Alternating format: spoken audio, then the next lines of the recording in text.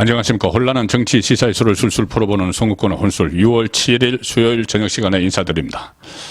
신문을 보시면은 이 오피니언면에 뒤쪽에 오피니언면에 칼럼 형태의 의견 기사가 있고 사설이 있죠.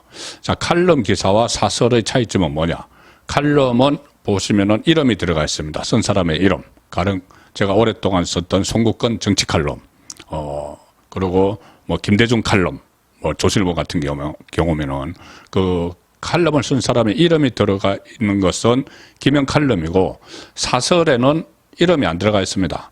그것은 논설위원실이나 이쪽에서 쓰기는 쓰지만은 그 논설위원 개인의 입장이 아니고 전체 신문사의 입장을 적기 때문에 기자 이름 쓴 사람의 이름이 안 들어가죠. 그것은 신문사의 견해입니다. 신문의 논조. 그리고 칼럼은 그 신문사 소속 뭐 기자들의 또는 논설위원들의 칼럼은 크게 신문사의 방향에서 벗어나지는 않지만 그래도 개인의 생각이 많이 들어가 있는 것이죠. 외부 칼럼은 말할 것도 없습니다. 외부에서 원고를 받아서 쓰는 칼럼은 어떤 때는 이 본지의 취재 방향과 다를 수도 있습니다. 이런 그 단서를 붙여서 게재를 해주죠. 자, 그래서 신문의 사설은 무기명이고 회사의 입장을 공식적으로 대변을 하기 때문에 이 사설을 쓰고 나서 논설실장 이렇게 다 데스킹도 다 거쳐서 내보냅니다. 회사의 입장으로 나가기 때문에.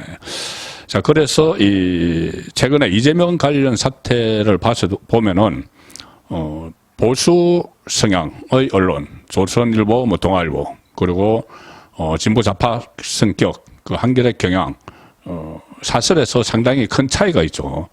자, 그런데 오늘 제가 오늘 저녁에 출고된 한겨레 사설을 보고 이것이 한겨레가 드디어 이재명 손절에 들어가는 것이 아닌가 그런 느낌을 받아서 사설을 소개를 드리면서 덧붙여서 설명을 좀 드리겠습니다. 제목은 이겁니다. 오늘 저녁에 출고된 한겨레 사설. 혁신이 인사 실패, 커지는 이재명 리더십 리스크. 자, 지금까지 이재명에 대해서는 사법 리스크를 많이 이야기를 해왔죠.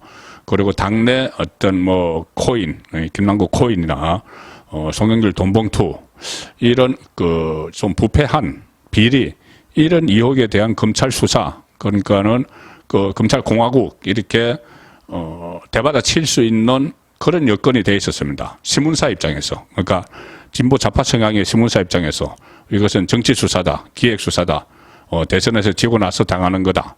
뭐 이렇게 방어 논리를 쓸 수가 있었죠. 사법 리스크에 대해서는. 그런데 지금 제목은 사법 리스크가 아니고 이재명의 리더십 리스크입니다. 리더십. 그러면은 이재명이 과연 진보 진영을 이끌고 갈 수 있겠느냐. 이 문제를 제기하는 거죠. 이렇게 시작이 됩니다. 사설이.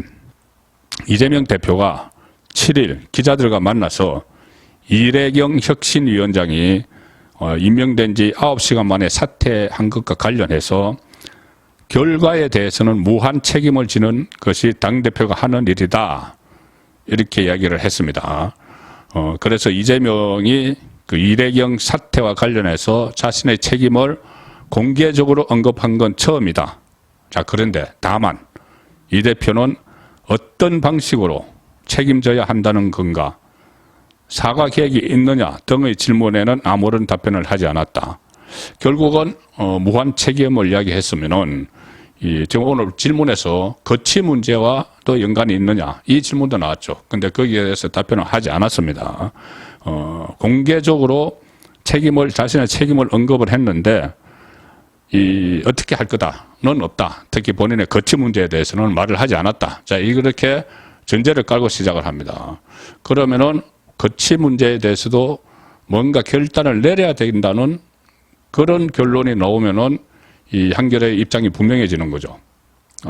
이제 그 사법 리스크가 아니고 거기다 더해서 리더십 리스크까지 드러났기 때문에 용퇴해라, 나가라. 이 이야기가 이어질 가능성이 높은 거죠. 앞에 이렇게 전제를 깔았으면. 자, 그래서 이어지는 문장은 이겁니다. 이 혁신위원장 인선 실패는 가뜩이나 도덕성, 신뢰 위기에 봉착한 민주당을 더욱 수렁으로 몰아넣고 있다. 코인이나 돈봉투 때문에 이 신뢰 위기에 봉착했는데 혁신위원장 실패가 더 수렁으로 몰아넣는다. 진정으로 무한 책임을 지겠다면 한겨레의 사설입니다. 먼저 왜 이런 일이 납득하기 힘든 인선이 이루어졌는지부터 솔직하게 털어놓는 것에서 시작해야 한다. 자, 그러면서 리더십을 고집습니다. 우선 짚고 넘어갈 것은 독단적이고 일방적인 인선 과정이다.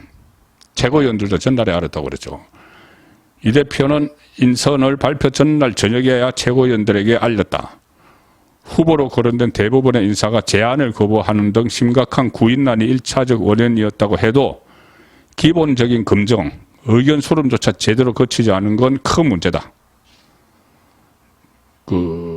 통솔력이 있고 리더십이 있으면은 그렇게 하지 않는다는 이야기입니다. 그리고 이 부분은 민주당이 윤석열 정부 인사 때마다 지적하는 것 아닌가. 윤석열 정부 인사 발표가 나고 나면은 항상 제 식구 챙기기, 이번에 마찬가지입니다. 이재명 지키기를 모임을 주도를 했던 사람을 다시 또 이재명 지키기를 위한 혁신위원장으로 드리려고 했었던 거죠. 그리고 밀실 인사, 이것도 마찬가지죠. 밀실 인사 막 윤석열 정부에 대해서 비판을 하는데 이재명이 비선을 통해서 지금 인사를 했다. 그리고 졸속 검증, 이것도 다 지금 이재명에게 들어맞는 말들을 여태까지 민주당이 윤석열 정부 인사 때마다 해왔다는 이야기입니다. 이것이 지금 한겨레가 지적을 하는 겁니다. 그래서 혁신위는 위기에 빠진 민주당을 일신해서 국민 신뢰를 되찾을 반전 계기로 기회를 모았는데, 그러나 부실한 밀실 인선의 결과로 당일 사퇴하는 일이 일어나면서 이젠 오히려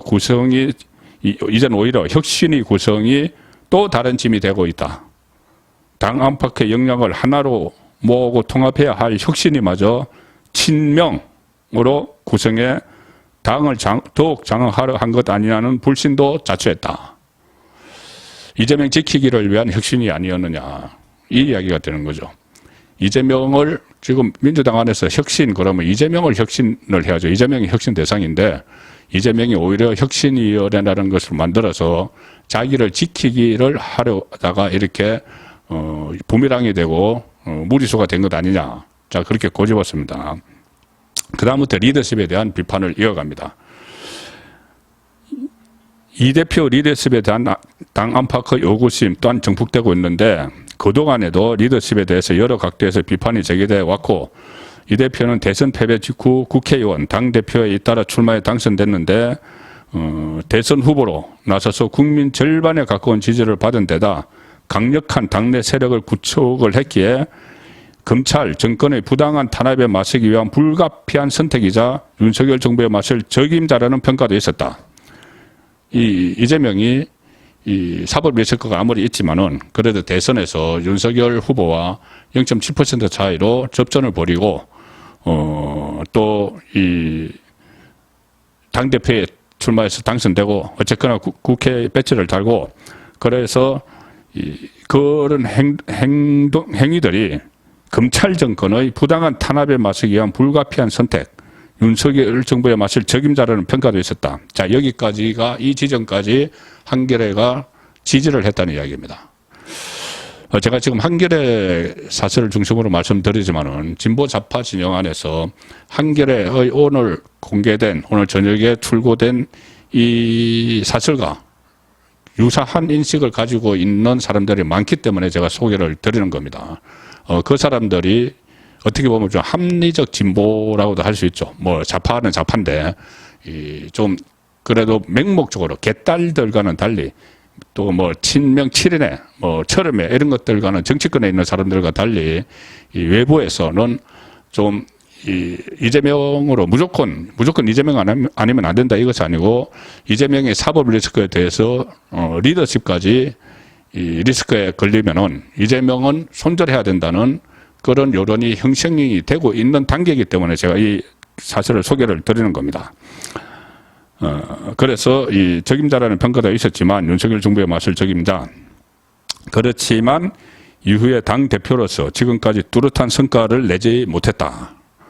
기소 당시 당직 정지를 규정한, 그러니까 기소가 되면 당직을 정지한다는 것을 규정한 당헌 80조 개정 시도 등으로 방탄 논란을 자초했고 주요 순간마다 당보다 개인을 앞세운다는 비판도 적지 않았다. 자, 그러던 차에 돈봉투, 김남국 의혹 초기에 당의 미온적 대처가 이어진 데다가 이번 혁신이 파동까지 겹치자 이제 당대표 이재명의 판단력, 리더십에 대한 의문도 들고 있다. 이 대표는 상황을 엄중하게 받아들이고 특단의 대응을 강구해야 한다. 자, 이재명이 지금 특단의 대응을 할 게 없죠. 혁신이 뭐 한다고 하다가 뭐 정권을 넘겨주느냐 하다가 쇼로 다 끝나버렸고 마지막 남은 특단의 대응, 또 한겨레가 촉구하는 특단의 대응은 바로 자리에서 물러나는 것입니다. 사퇴죠. 그 외에는 방법이 없다. 상황을 엄중하게 받아들여라. 특단의 대응을 하라. 물러나라는 이야기가 우회적으로 한겨레 사설에서 나왔습니다. 그러니까 사법 리스크가 있어도 윤석열 정권과 맞서는 투쟁력, 그리고 좌파 진영을 하나로 모으는, 장악하는, 그리고 강력한 팬덤도 있고 그런 리더십이 있다고 보고 있다고 일단 판단을 하고 뭐 한겨레를 비롯해서 막 보호막을 쳤는데 지금 그 리더십이 허상이었다. 이번에 특히 뭐 돈봉투 사건에 대처하는 것도 그렇고 김남국 코인에 대한 대응도 그렇고 특히 이번에 혁신위원장 인사 문제를 볼 때 이례경 리더십 한계를 드러냈다. 그래서 일종의 보호막을 긋겠다. 이 선언처럼 지금 읽힙니다. 좌파 매체, 좌파 매체의 대표적인 한겨레가 이렇게 방향을 잡으면은 이 다른 또 좌파 성향 매체들도 쭉 따라가겠죠. 이제 이재명으로서는 좌파 전체가 위기감에 몰릴 테니까 이재명 이제 손절하자. 손절하고 실각시키고 다른 대안을 찾자. 그런데 마침 대안이 떠오르고 있죠. 이달 말에 귀국하는 이낙연, 호남을 기반으로 하는 이낙연. 원래 진보좌파는 호남이 텃밭이죠. 자, 그래서 호남을 기반으로 하는 이낙연이라는 대안이 기다리고 있기 때문에 지금 이재명은 어떻게 보면은 보수 진영의 본류에서, 진보 좌파 진영의 본류에서 토사구팽이 되는 상황을 맞이하고 있다. 그렇게도 분석이 되고 있습니다. 송국근의 혼술이었습니다.